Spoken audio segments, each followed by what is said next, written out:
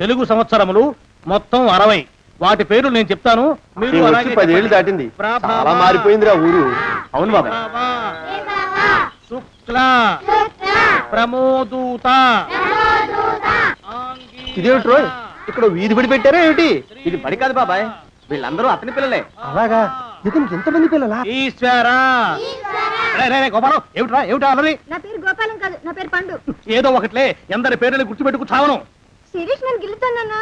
నిన్ను నిన్ను నిన్ను నిన్ను నిన్ను నీ పేరేమిట్రా? రాము. రాము. నీ పేరేమిటే? సావిత్రి. సావిత్రి. నీ పేరేమిటి? శిరీష. శిరీష. నీ పేరేమిటే? గీత. గీత. గీత. నీ పేరేమిట్రా? ఒకటి 2. అన్న వాళ్ళల్లో చూస్తే మమ్మల్ని కొడతావా? కాసేపు ఆగి మీరు అల్లరి చేస్తే నేను మళ్ళీ లేచొచ్చి కొట్టలేను. అందుకే మీ అందరికీ ముందుగానే ఓ పెడితే కోటికిచ్చుకుంటున్నాను. యాండి పంపులో బియ్యం నిండుకున్నాయి, పిల్లలకి ఏం వండి పెట్టను? నన్ను నన్ను కోసి కూరలు పెట్టవే, పీడ వదిలిపోతుంది. పిల్లలు నీచి తినరు కదండి. అంతేగాని అయ్యో మిమ్మల్ని కోయడం ఏమిటండి, అనడాలు లేవు. కర్మే, కర్మ కర్మ కర్మ కర్మ కర్మ కర్మ. ఒకసారి మా శానయ్య దగ్గరికి వెళ్ళి డబ్బడికి రాకూడదటండి. నీ శానయ్య అన్నయ్య ఓ బలభక్షకుడు, ఓ సంతానం లేదు, పెళ్ళాన్ని అనుమానించి వేధించి చంపేశాడు. ఆయన మనకు ఒక్క పైసా కూడా విధించడు. ఫోన్లేండి, ఇంకెంత కాలం బ్రతుకుతాడు మా అన్నయ్య? ఆయన అటో ఇటో అయితే ఆ లక్షలాస్తి మందే కదా. అవుననుకో, కానీ ఎప్పుడు చచ్చి చస్తాడో ఆ శానయ్య కుంక. నిన్న పట్టు తారీఖు కదా, జీతం ఇచ్చినాడా మీ అయ్యగారు? సగం ఇచ్చాడే. సగమా? మిగతా సగం మాటేటి? నా పేరులో చిన్న ఇల్లు కట్టించేస్తానని నెలకింత తనకాడే దాస్తానన్నాడు. ఇదిగో ఆయన గోరు మాటల్ని నమ్మబోకు మావా. ఏ కట్టుకున్న పెళ్ళాన్ని చంపేసినోడు పెట్టుకున్న నౌకరికి తవ్వి తలకెత్తుతాడేటి? పిల్లాన్ని ఆయన చంపేయడం అయితే ఆవిడే ఊరేసుకుని చచ్చిపోనది. అదే మరి, ఈయన గోరు అనుమానం భరించలేక ఊరేసుకుని చచ్చిపోనదమ్మా ఆ తల్లి. ఏమైనా అంత నమ్మదగిన మనిషి కాదు మావా మీ సేనయ్య.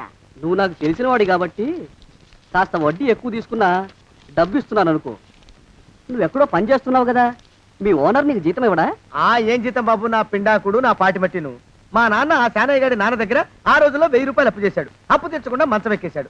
బాల్చిత్ అయిపోయే ముందు నన్ను ఈ శానయ్య గారి దగ్గర వెట్టి చాకరి కుదిర్చిపోయాడు.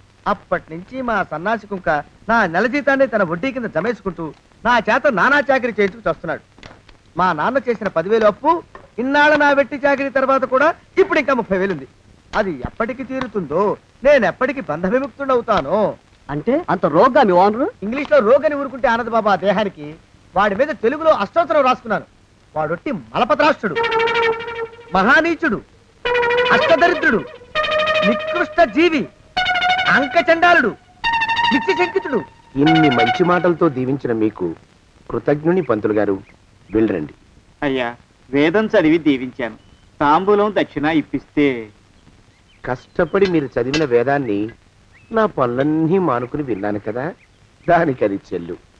జోగినాథం, అయ్యా వీరిని బయటికి పంపించే. అయ్యగారు వెళ్ళరండి. రండి. అయ్యా పంతులు గారు, వాడు శాడిస్ట్ విధవ, మనుషుల్ని బాధ పెట్టడం వాడికి మహా ఇష్టం. ఇందా ఈ 10 రూపాయలు తీసుకెళ్ళండి. అయ్యా కాపీ. కాచిన కాఫీ అంతా నాకే తెచ్చావా? సగం నువ్వు తాగావా? నేను తాగలేదండి. ఇది వాసన చూపించు. అబ్బా, 14 లోకాలు కంపు కొడుతూ కనపడుతున్నాయిరా. నోరు మూసాయి. పొద్దున్నుంచి ఒకటే తుమ్ములురా, చావుచ్చి పడుతుందనుకో.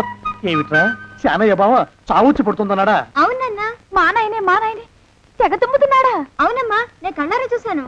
విందా? అయితే శానయ్య బావ ప్రయాణానికి సిద్ధమవుతున్నట్టున్నాడేవు. అంటే మనకు త్వరలో మంచి రోజులు రాబోతున్నాయన్నమాట. బావా బావా బావా, నువ్వు తెగ తుమ్ముతున్నావని కర్ణాకర్ణి తెలుసుకున్నావు. మా గుండె తరుక్కుపోయిందనుకో. తుమ్మ చెట్టు అంత గట్టి మనిషివి, నీకింత ఆపద వస్తుంది అనుకోలేదన్నయ్య. ఊరుకోవే, చావు చెప్పొస్తుందా? మనిషిని చూడవే పాపం, జీవకళ పోయింది, రేపో మాపో అన్నట్టున్నాడు బావ. మరేనండి, ప్రేతకళ ఉట్టి పడుతోంది అన్నయ్యో అన్నయ్య. ఊరుకో, బావ చచ్చిపోయాక ఈ ఆస్తికి మనమే వారసులమే. విందా? ఆస్తిపాస్తులంటే నాకు మహా చెడ్డ చిరాకు, కానీ బావ ఆత్మశాంతి కోసం ఈ ఆస్తిని అందుకోక తప్పదు కదా. ఈ ఇల్లు మన పెద్దాడి పేరు నచ్చేద్దాం, ఏమంటావు? అలాగేనండి, లోపలున్న 2 బీరువాలు మన పెద్దదాన్ని సారి కింద పంపించేద్దాం. అలాగే. బావా నువ్వు సర్లే, జాగ్రత్త, మెల్లగా మెల్లగా. ఈ పీట కూడా దాని సారిలోకే దోసేయి. లోపలున్న మంచాలు, అద్దాల బల్ల, పరుపు చుట్టలు మన 2వ దానికి ఇద్దామండి పాపం. అలాగే, దానికేం భాగ్యం. ఇకపోతే బావ పొలమేమో. ఒక్కొక్కళ్ళని చంపి పాతరేస్తాను దరిద్ర పీనుకున్నారా. బావా అన్నయ్య దూరం ఉండే అక్కుపచ్చులారా.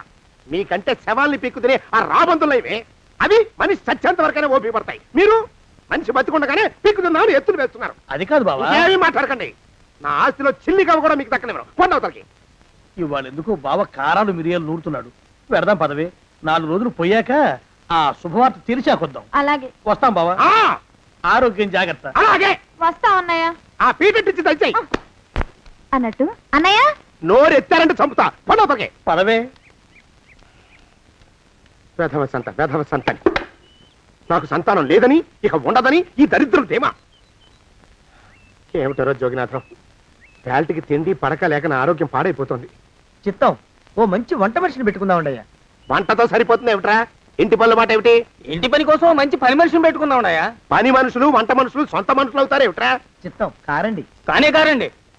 కారండి అంటూ వాళ్ళు ఊరుకుంటారా దద్దమ్మలారా? ఇంకో మాట ఏదన్నా రండి మరి. ఇంకో మాట అస్సలు కారండి.